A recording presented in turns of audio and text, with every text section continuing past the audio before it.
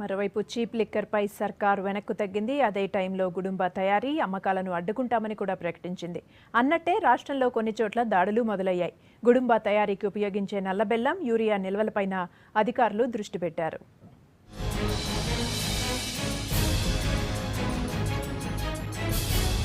చాలా గ్రామాల్లో వృద్ధాప్యం, పీహెచ్సీల పింఛన్ కంటే వితంతు పింఛన్లే ఎక్కువగా ఉంటాయి.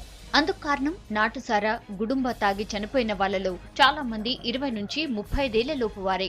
గుడుంబా, నాటుసారా ప్రతి ఏటా గ్రామాల్లో కొన్ని వేల మందిని బలి తీసుకుంటోంది. దాంతో 40 ఏళ్లు నిండక ముందే చాలా మంది ప్రాణాలు కోల్పోతున్నారు. కుటుంబ పెద్ద చనిపోవడంతో చిన్న వయసులోనే మహిళలు ఒంటరి వాళ్లైపోతున్నారు. చిన్నపిల్లలను ఎలా పోషించాలో తెలియని పరిస్థితుల్లో కుటుంబాల పరిస్థితి దయనీయంగా మారుతోంది. అటు గుడుంబానే వృత్తిగా చేసుకున్న వాళ్లు మాత్రం తమకు ఉపాధి కల్పిస్తే దీన్ని వదులుకుంటామని చెప్తున్నారు. వేల కుటుంబాల్లో విషాదాన్ని నింపుతున్న గుడుంబాకు బదులు చీప్ లిక్కర్ తేవాలని సర్కార్ భావించిన జనం నుంచి వ్యతిరేకత రావడంతో వెనక్కి తగ్గింది.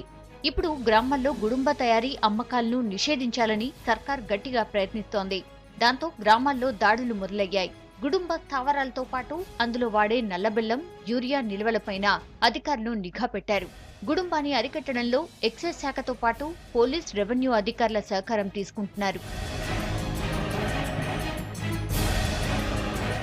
మామూళ్లకు అలవాటు పడిన కొందరు ఆబ్కారీ ఉద్యోగులతో పాటు రాజకీయ ఒత్తిళ్లు గుడుంబాపై బాగా ప్రభావం చూపిస్తున్నాయి. వీటిని ఎక్సైజ్ ఉన్నతాధికారులు ఎంతవరకు అడ్డుకుంటారన్నది చూడాలి.